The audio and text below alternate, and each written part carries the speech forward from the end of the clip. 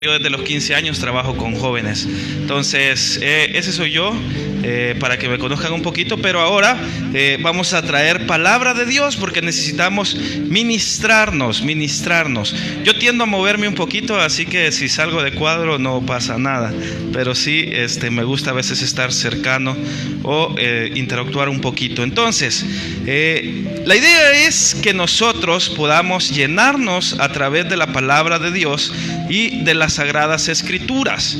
Déjeme contarle, yo creo que usted ya lo sabe muy bien, pero la mayor parte del Nuevo Testamento está escrito por un famoso personaje que nosotros lo seguimos y tomamos ejemplo de él, y es el apóstol Pablo. Entonces, hay una carta especial que a mí me gusta mucho y es en la que vamos a profundizar todos nosotros esta noche, y esperemos que sea el Señor quien nos hable a través de su palabra para que podamos entender ciertos aspectos que el apóstol Pablo quiere dejarnos decir en esta carta, que para mí es una de mis favoritas. Y yo la he estudiado mucho y la verdad es que sí, me gusta bastante, y es la carta de Gálatas. El apóstol Pablo escribe a las iglesias de Galacia, escribe esta carta que es muy hermosa, y se va al versículo, hay un poema hermoso en el capítulo 2, versículo 20, y es el que vamos a leer primero para poder introducirnos a través de este hermoso estudio, este hermoso mensaje. Y miren, estas son las palabras que nosotros necesitamos. Yo de verdad le quiero contar que este versículo lo tomo como para mí. O sea, obviamente toda la palabra de Dios tenemos que tomarla para poderla cumplir, para poder establecer lo que Dios ha dicho que nosotros tenemos que hacer. Pero aquí se resume muy bien lo que los cristianos tenemos que hacer. Y es un versículo que, si usted me pregunta, porque yo creo que en algún momento de nuestras vidas ya le han preguntado: hermana, ¿cuál es su versículo? No le voy a preguntar esta noche, pero le dicen: hermana, ¿cuál es su versículo bíblico favorito? Hermano, ¿cuál es su versículo bíblico favorito? Yo le pudiera decir que para mí es Gálatas 2:20. Hace muchos años hicimos un evento para los jóvenes, era una vigilia que tenía este título y este versículo exactamente. Y lo vamos a leer el 2:20. Leemos la palabra de Dios en el nombre del Padre, del Hijo y bajo el poder del Espíritu Santo. Y dice: con Cristo estoy juntamente crucificado, y ya no vivo yo, mas vive Cristo en mí. Y lo que ahora vivo en la carne, lo vivo en la fe del Hijo de Dios, el cual me amó y se entregó a sí mismo por mí. Amén. Y el 21, leámoslo, dice: no desecho la gracia de Dios, pues si por la ley fuese la justicia, entonces por demás murió Cristo. ¿Puede tomar su asiento, hermanos? Si se paró. Fíjense que es interesante cuando nosotros podemos profundizar y podemos decir que con Cristo estamos juntamente crucificados. Y fíjense que como cristianos tendríamos que pararnos y decir: yo estoy crucificado con Cristo. Pero quiero decirle que va más allá de eso, porque muchos predicadores, incluyo quizás muchas personas, cuando van a predicar sobre ese pasaje, se enfocan solamente en esta parte, cuando nosotros sabemos que hay un contexto detrás de este pasaje bíblico, que por cierto esta noche les estoy confesando que lo tomo para mí y que es uno de mis favoritos. Pero para eso, imagínense qué interesante hasta qué punto llegó Pablo para poder decir con una gran propiedad, poder decir: yo con Cristo estoy juntamente crucificado, y mi viejo hombre ya no vive en mí, sino que Cristo es el que vive en mí ahora, en mi corazón. Pero para eso Pablo pasó un proceso. Y fíjense que para seguir en esto quiero hacer un paréntesis. Estamos aquí y vámonos a Hechos capítulo 9. Déjeme contarle, yo creo que usted lo sabe muy bien, pero es necesario que yo se lo relate en esta noche, esta hermosa noche que el pastor ha tomado a bien invitarme a predicar. En el libro de los Hechos, en el capítulo 9, téngalo ahí porque creo que lo vamos a usar y usted puede corroborar lo que yo le voy a contar. No se lo quiero leer porque es bastante extenso, pero sí, vaya corroborando. Usted sabe que el apóstol Pablo, antes de cambiar su nombre, se llamaba Saulo. Y esta persona era una persona que perseguía a la iglesia. Imagínense que la mitad del Nuevo Testamento fue escrito por el apóstol Pablo, y esa persona perseguía a la iglesia. Perseguía, metía presos, buscaba, luchaba y estaba muy a favor de todo el gobierno romano, y perseguía a la iglesia. Imagínense qué interesante de dónde escogió el Señor a una persona que iba a tratar de revolucionar el mundo. Y ya va a ver por qué le menciono esto y por qué se lo estoy diciendo. Pero dice la palabra de Dios, cuenta el relato, que la conversión de Pablo fue instantánea y fue maravillosa. Porque dice la Biblia en los primeros versículos, yo voy a leer el 3, pero en los primeros versículos dice que Saulo se dirigía hacia Damasco, pero iba con una misión. La misión no era predicar el evangelio, pastor. La misión de él era buscar cristianos para meterlos presos. ¿Se imagina usted? Que él tenía que ir, buscar, hasta había sacado una carta para poder ir a Damasco y poder buscar cristianos, o sea, personas que seguían a Cristo, para meterlas presas, para privarles esa libertad que tenían de adorar al Señor. Esa era la misión de Pablo cuando se dirigía a Damasco.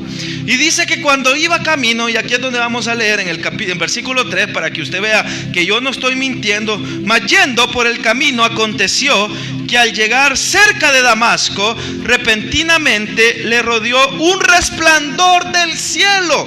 Imagínense qué interesante y qué majestuoso fue la conversión del apóstol Pablo cuando era Saulo. Dice que iba caminando y le rodeó un resplandor del cielo. Y el versículo 4 dice: y cayendo en tierra oyó una voz. Imagínense qué hermoso esto. Póngase en ese momento, o piense o analice que iba en ese desierto probablemente, porque iba entrando, quizás no había llegado a la ciudad, sino que iba caminando, y en ese momento hay un resplandor del cielo que le llega, y una voz que le dice, y cayendo en tierra oyó una voz que le decía: Saulo, Saulo, ¿por qué me persigues? O sea, sabemos que Saulo en ese momento era perseguidor de los hijos del Señor. ¿Se imagina en esta época? Usted ve a alguien que se convierte al Señor y que, no pongámosle que haya perseguido a la iglesia, porque aquí no se da eso. En el Medio Oriente todavía existe eso. Hay personas donde el Islam está bastante fuerte, que no se puede predicar el evangelio. Hubieron unos misioneros nazarenos que fueron asesinados, fíjense, por predicar el evangelio, y eso sucedió en pleno siglo XXI. Pero ¿qué pasaría usted si viene una persona que ha sido pecadora, que ha sido borracha, y que el Señor la cambia y empieza a predicar el evangelio? Y quizás diríamos: ¿cómo es posible? Pero esas son las maravillas que el Señor hace. El Señor nos saca de un lodo para podernos restablecer y para podernos utilizar como instrumento suyo. Si no, hagamos memoria. Yo no digo que me cuente, pero hagamos memoria de dónde el Señor nos sacó. Probablemente no éramos bolos, o no éramos drogos, o no éramos ese tipo de pecados que están a la vista, pero probablemente éramos chambrosos. Probablemente hablábamos del prójimo. Probablemente costaba que viniéramos a la iglesia. Pero el Señor nos saca para poder predicar el evangelio que es de Él. Entonces, interesante qué hermoso fuera, ¿verdad? Escuchar la voz. Y dice: ¿y por qué me persigues? Imagínense, pudiéramos escuchar la voz del Señor y decir: hermano, ¿por qué mientes? ¿Por qué no vienes a la iglesia? ¿Por qué dices malas palabras? ¿Por qué te expresas así? Escuchar la voz del Señor. Y dice en el 5, y dijo: ¿quién eres, Señor? Y le dijo: yo soy Jesús, a quien tú persigues. Dura cosa te es dar coces contra el aguijón. Imagínense qué tremendo, que le dice: yo soy Jesús. Imagínense fuera el caso, pues traemos aquí, y es lo que quiero, pues yo impregnar este momento en sus corazones.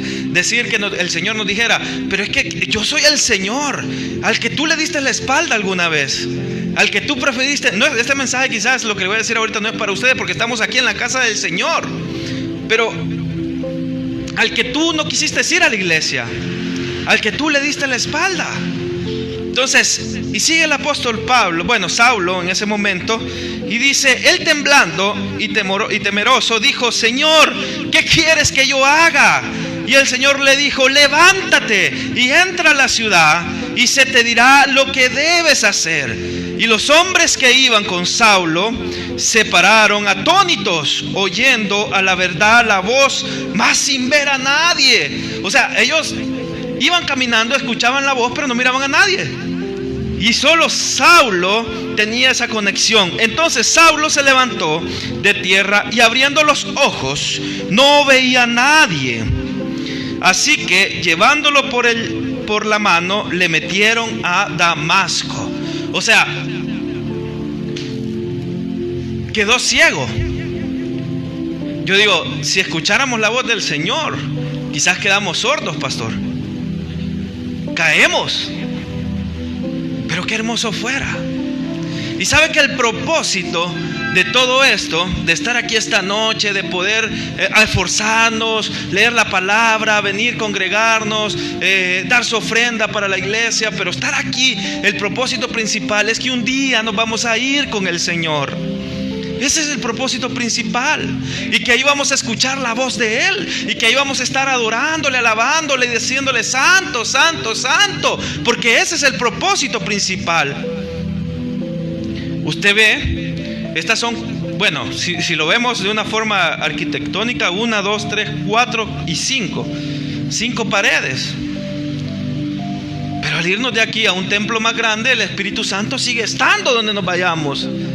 Y probablemente aquí no esté, porque nos vamos a ir a otro templo y aquí puede ser una casa, puede ser cualquier cosa, porque el Señor está en todo lugar. Entonces el propósito principal es que un día nos vamos a ir con el Señor. Y fíjese, y dice, entonces Saulo se levantó, el 10, había entonces en Damasco un discípulo llamado Ananías. Si hoy no leyó Biblia, conmigo va a leer, porque estamos leyendo bastante Biblia, porque es necesario para que usted comprenda lo que yo quiero transmitirles o lo que el Señor quiere decirles. A quien dijo en visión, me voy a saltar hasta el 18, porque aquí es donde Ananías ve la visión y Jesús, o sea, el Señor le da las indicaciones por medio de una visión que buscara a Saulo para que llegase a la casa donde estaba y pudiese pues orar o ministrarlo en ese momento. Y mire qué lindo en el 18, ya cuando llegamos al 18, 9:18, y al momento, después de todo esto, desde el 17, fue entonces Ananías y entró en la casa y poniendo sobre él las manos, dijo, hermano Saulo, todavía no era Pablo, el Señor Jesús, que se te apareció en el camino por donde venías, me ha enviado para que recibas la vista y oiga esto, y seas lleno del Espíritu Santo. Y seas lleno del Espíritu Santo. Y sigue, y dice, al momento le cayeron de los ojos como escamas, y recibió al instante la vista, y levantándose fue bautizado, y habiendo tomado aliento recobró fuerzas, y estuvo Saulo por algunos días con los discípulos que estaban en Damasco. Imagínense la conversión del apóstol Pablo. O sea, una persona que perseguía a la iglesia, se cree que él participó en la muerte de Esteban. Eso lo hemos estudiado y se cree participó, y yo pues obviamente se cree porque aparte de que hay unos pasajes que lo indican, aparte que perseguía a la iglesia. O sea, el apóstol Pablo tenía la cultura romana bien impregnada en su sangre, y de ahí lo sacó el Señor. De ahí lo sacó el Señor para poder predicar su evangelio. Y ese cambio fue instantáneo. ¿Y qué le quiero decir con esto? Que el apóstol Pablo no anduvo con Jesús. Al contrario, perseguía a Jesús. Los elegidos fueron 12 y uno salió chueco, Judas. Muchos le dicen, yo pues cuando estaba estudiando dicen el sucesor, el 12º, pero no. Ustedes se acuerdan, hubo una elección y eligieron en el primer capítulo de Hechos. sea, no creo yo. Pero fue alguien que Jesús lo llamó. Y fíjese, vamos a regresar ahora a Gálatas. Gálatas. Fíjese qué interesante cómo hemos ido hablando de la vida de Pablo. Un cambio instantáneo. Yo no sé cómo fue su conversión. De hecho, no los conozco, no sé si todos son convertidos ya. No sé si su conversión fue instantánea, como el apóstol Pablo, que tuvo una experiencia con el Señor y lo dejó cieguito y después pues recobró la vista. Probablemente para usted fue otro proceso diferente. Tardó un poquito más en llegar a los pies del Señor. Pero lo que sí sé es que Dios tiene un propósito grande para su vida. Para su vida, para la mía. Hace muchos años yo llegué a la iglesia del Nazareno. Yo nací en un hogar cristiano, entre comillas. Le digo entre comillas porque mi mamá es de una línea apostólica profética y ella sigue ahí. Entonces, y mi papá pues ahora es nazareno. Llegó como 2 o 3 años después de que yo llegara a la iglesia. Pero él no se había convertido. O sea, nací ahí, pero él tomaba mucho. El Señor ahora cambió su vida y ahora pues predica. Yo me gozo en él porque lo comparo pues un cambio totalmente diferente. De hecho, ahí en Merliot él era bien conocido porque era bolito, era bolo. O sea, no era bolito, pero era bolo, ¿verdad? Estaba ahí. Y ahora pues hoy ya no se oye mucho, pero recién convertido empezó a predicar al Señor. Y había una hermana que decía: ve, ese era el que me cuenteaba, está predicando, decía. Entonces me parecía un poco gracioso porque sí pasa.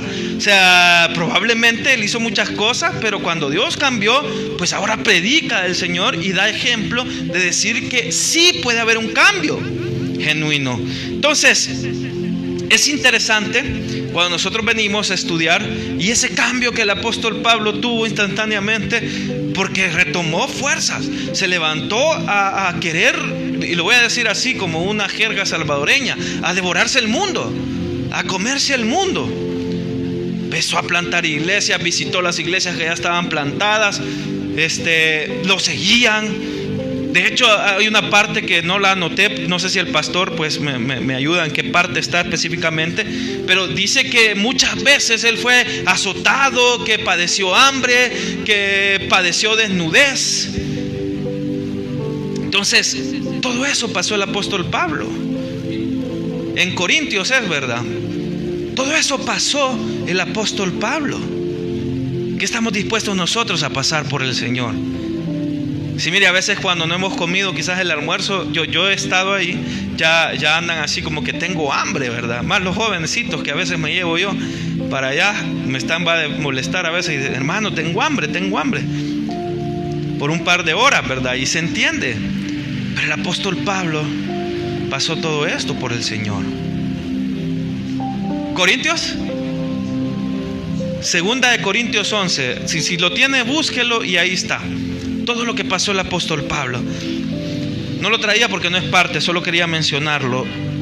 Pero imagínense que llegamos a esta parte donde el apóstol Pablo, antes de llegar a Gálatas 2:20, antes de llegar, Pablo se presenta.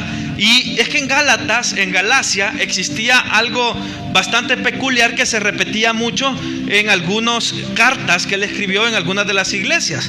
Mire, para que me entienda, lo que ahí sucedía era de que cuando Jesús vino, predicó el evangelio, y pues saben que lo crucificaron y después murió y él resucitó, salió como 2 sectores: los judíos mesiánicos y bueno, estaban los judíos mesiánicos, pero también estaban los gentiles.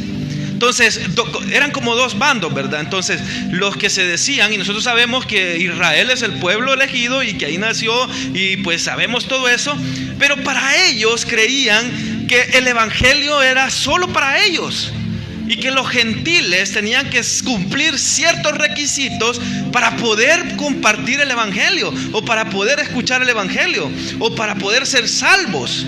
Entonces en Galacia, en las iglesias de Galacia, esto existía. Entonces obligaban a los gentiles a judaizarse, y eso pues ya lo vamos a ver, pero obligaban a cositas como por ejemplo el tema de la circuncisión. Era un tema que estaba pero vivo, como llaga, ¿verdad? Una llaga viva. Entonces querían obligar a los gentiles a circuncidarse y también a comer kosher. ¿Qué es eso, hermanos? Es una comida especial que es una dieta especial que no incluye el cerdo y muchas cosas, que no solo es eso, sino que es una dieta especial que tenían que comer. Porque si usted comía unas ciertas comidas que ellos decían, entonces ya era impuro. Entonces querían que no pasara eso y aguardar el día de reposo. Esos 3 puntos estaban ahí vivos para poderlos discutir. Entonces el apóstol Pablo dice: pero momento, si Jesús no vino para quebrar las leyes, para que las leyes de los hombres fueran derrocadas, porque si fuéramos por la ley, estuviéramos todos condenados, no hubiese salvación para nadie.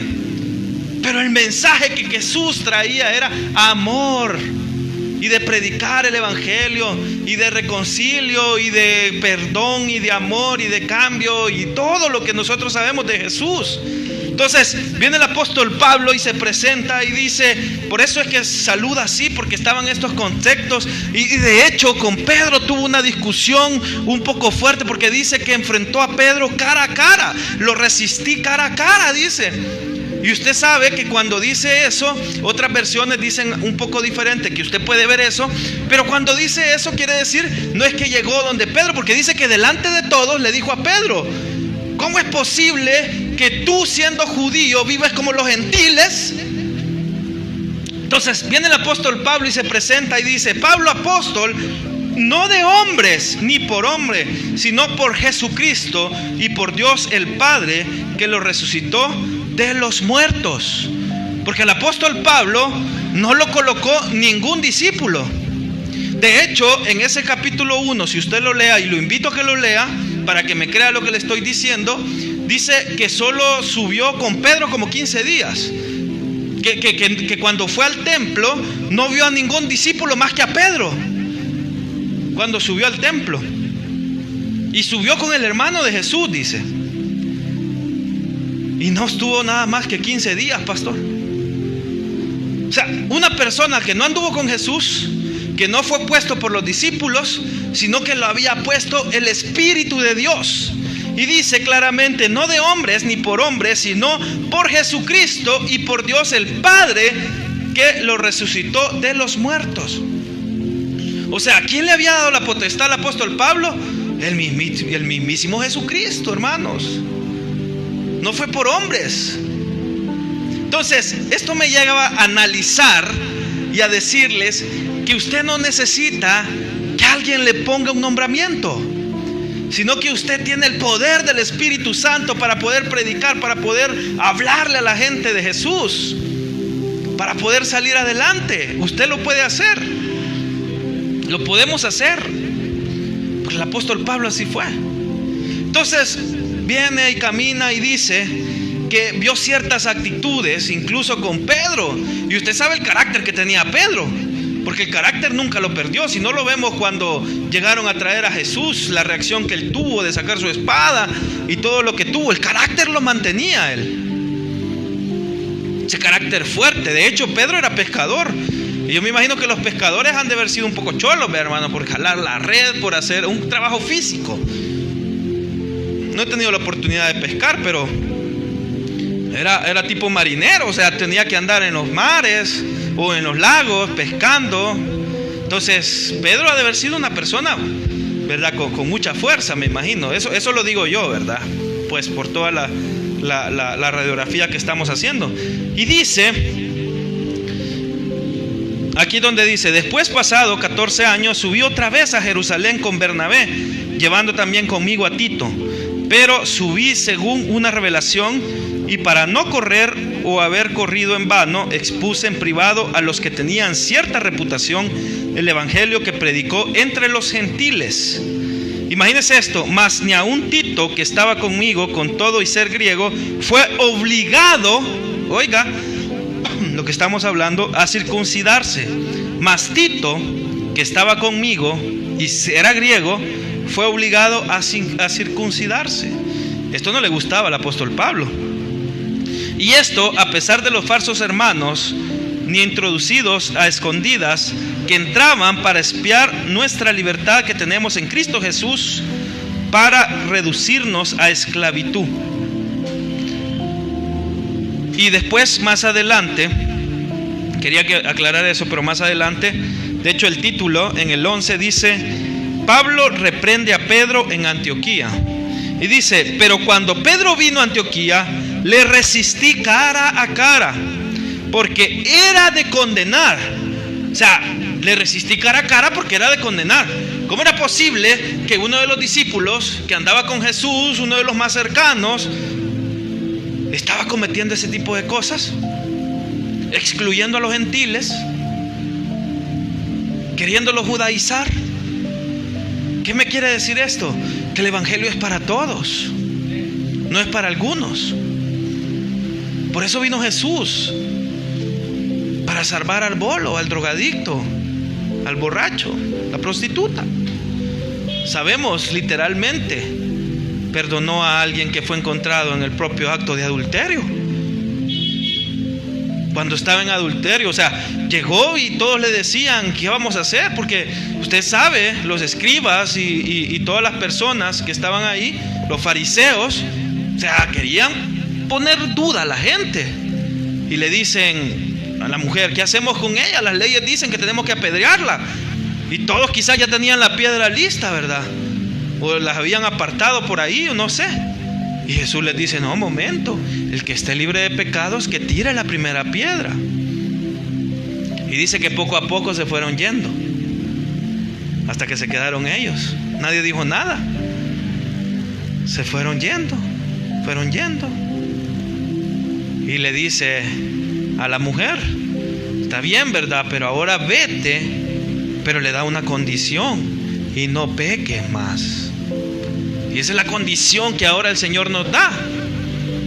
O sea, venir, nos da la oportunidad, pero nos perdona, pero nos dice: no vuelvan a pecar, no vuelva a caer en la misma piedra. Fíjense que a mí me pasó algo bastante chistoso, un poquito, porque se lo prometo que de la noche a la mañana, ahí por donde yo vivo, en Ciudad Merliot, se hicieron 2 hoyos bien grandes. Yo paso casi que diario ahí, pero en esta lluvia yo no creía eso, pero se han hecho 2 hoyos. El pastor entiende quizás lo que le estoy diciendo. Mire, y yo paso la primera mañana, no me doy cuenta y me meto en el hoyo. Y está uno de este lado, y cuando vengo de regreso, porque vengo del otro lado, me meto en el hoyo del otro lado. Es válido porque yo no sabía que estaban esos hoyos. Pero la siguiente mañana que yo salgo en el carro, me vuelvo a meter en el mismo hoyo. Hermanos, me dio una gran cólera, ¿verdad? En ese momento. Y yo dije: ¿por qué? O sea, ya sabía que estaba el hoyo ahí, y me volví a meter. Y usted sabe, ¿verdad? Que, bueno, pastor, usted sabe que los rines y todo eso cuesta, ¿verdad? Mantener el carro. Caí en el mismo hoyo por mi culpa. Y digo, algo paralelo, pues, un símil. O sea, no caigamos en la misma piedra. O sea, el Señor nos saca, le da la oportunidad. ¿De cuántas cosas no nos ha librado el Señor? Si yo preguntara aquí esta noche y usted me empezara a contar, probablemente usted tuviera un sermón para darme a mí y poderme aconsejar y decir: mira, hijo, yo les digo, tengo 33 años. A veces dicen que tengo menos, pero sí tengo 33 años. Pero me dicen, me podrían decir: yo he pasado esto, he vivido esto, pero no hay que regresar atrás.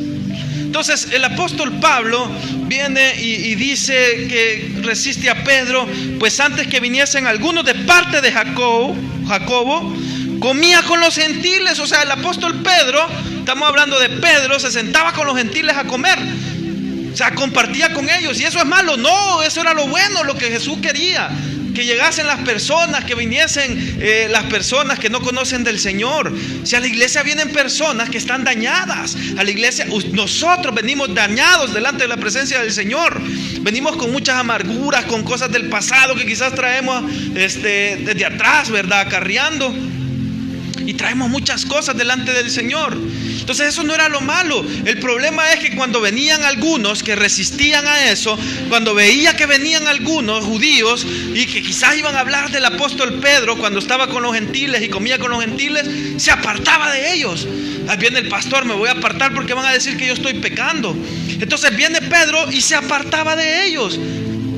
Ahí está el error. Entonces viene y dice, porque esta parte es bien importante, y en su simulación participaban también los otros judíos, de tal manera que aún Bernabé fue también arrastrado por la hipocresía de ellos. Hipócritas les está diciendo. Dice palabra de Dios, no soy yo. Por la hipocresía de ellos.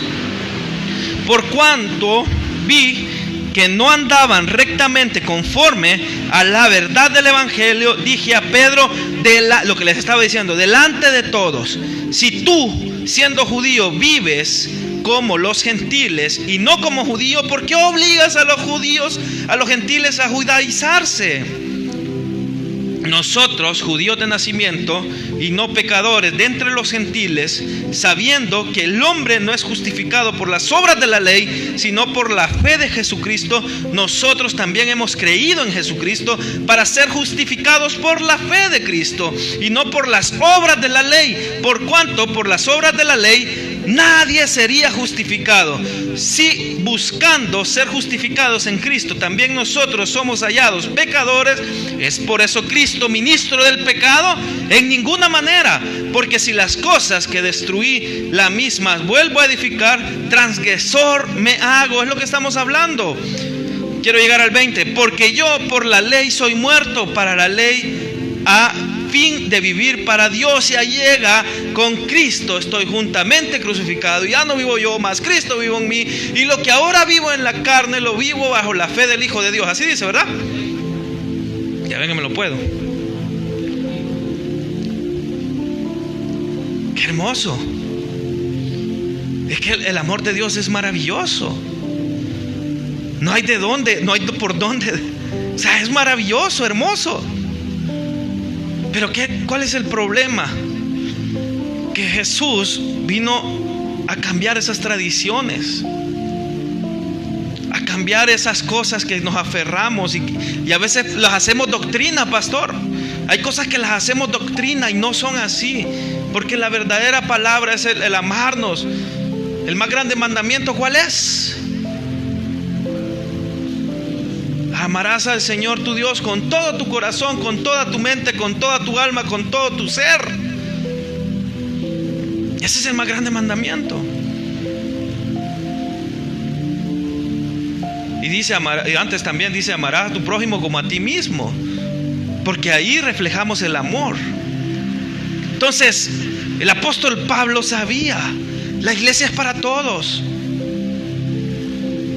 La iglesia es para todos. La vez pasada estaba contando, yo llegué, de verdad, esto yo no estoy hablando de ninguna iglesia, solo fue algo que me pasó a mí. A mí me pasó particular, porque a mí no me gusta hablar de otras iglesias, pero fue a una iglesia no nazarena y yo cometí un error. No cometí un error, sino que yo siempre que entro me fijo quizás cuando me invitan a predicar a otra denominación que no sea pues la línea, no me gusta ofender. Entonces busco cartelitos como lo que ustedes tienen, ¿verdad? Y todo eso para guiarme y no ofender, porque el propósito de predicar, llevar el mensaje, no es ofender, sino es llevar mensaje de Dios.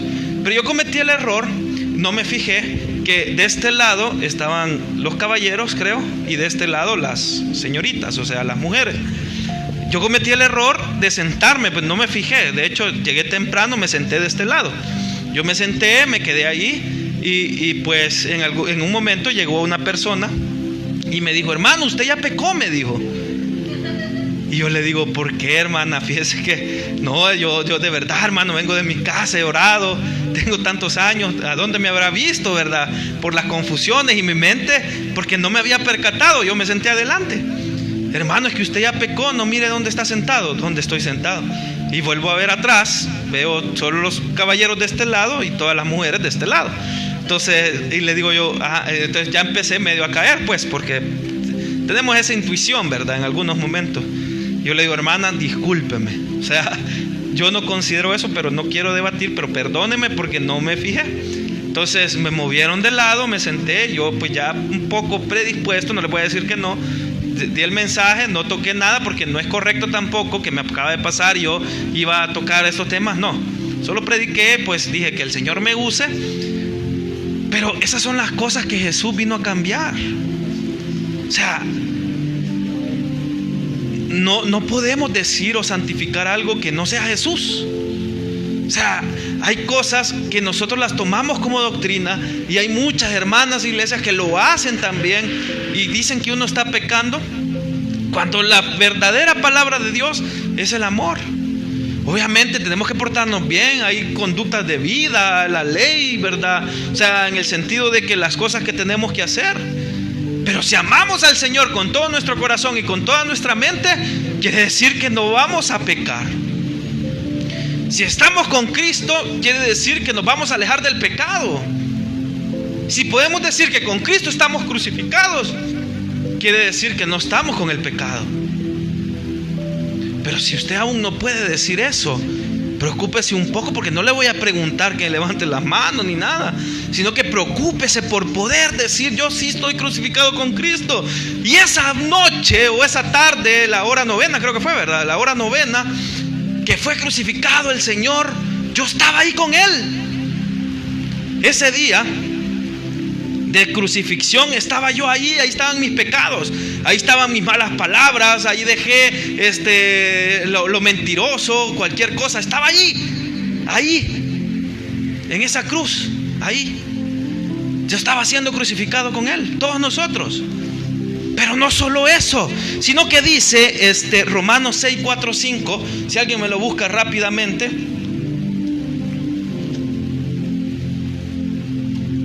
Para hacerlo ágil. ¿Alguien lo encontró antes que yo? ¿Qué dice, hermano?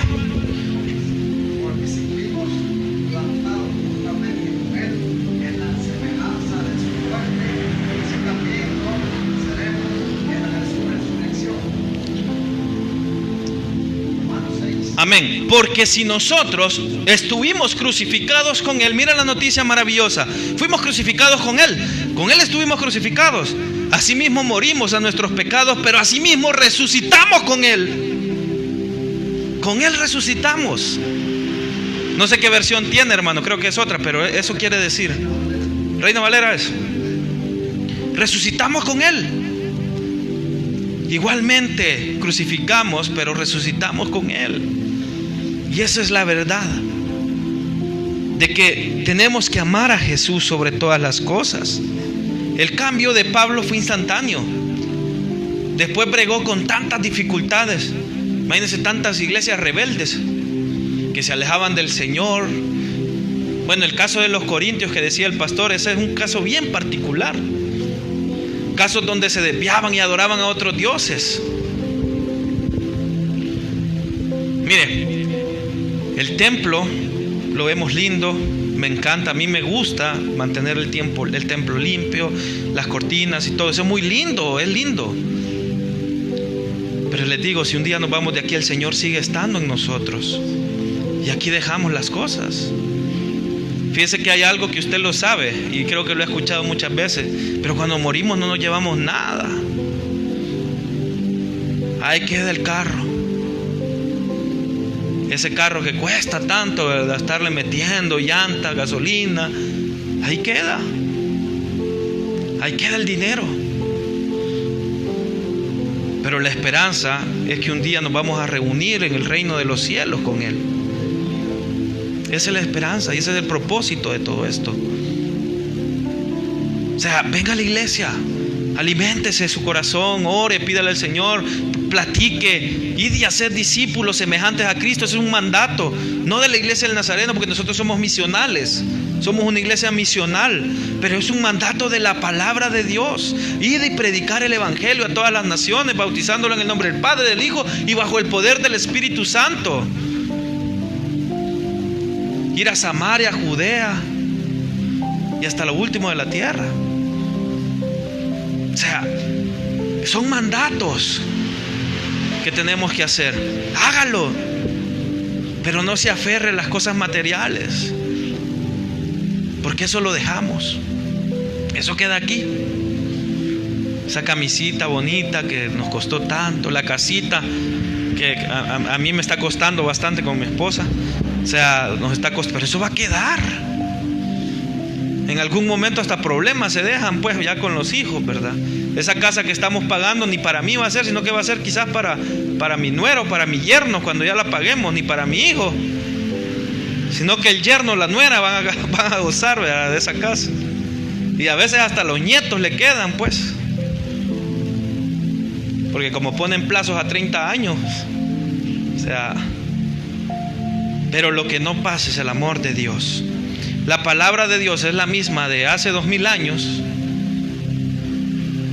como ahora, y va a ser la misma hasta que Cristo venga, porque no dice que va a venir alguien más a cambiar lo que ya está escrito. No, esta vez que venga va a ser por su iglesia, y eso creemos.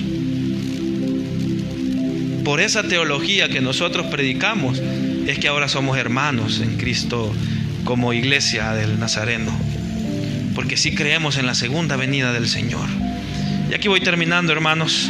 No sé si me pasé el tiempo, pero es importante que sepamos que morimos con Cristo, pero asimismo resucitamos. Y yo le animo esta noche a que si hay algo que impide llegar a los pies del Señor, o que haya algo que esté impidiendo algún pasado, eso es tema de otro día. Si me invitan, pues tal vez puedo predicar de eso, pero si hay algo que le está impidiendo, y fíjense que cuál es lo más terrible, o lo que más carcome, pastor, ¿saben qué es? Son esos pecados ocultos que tenemos.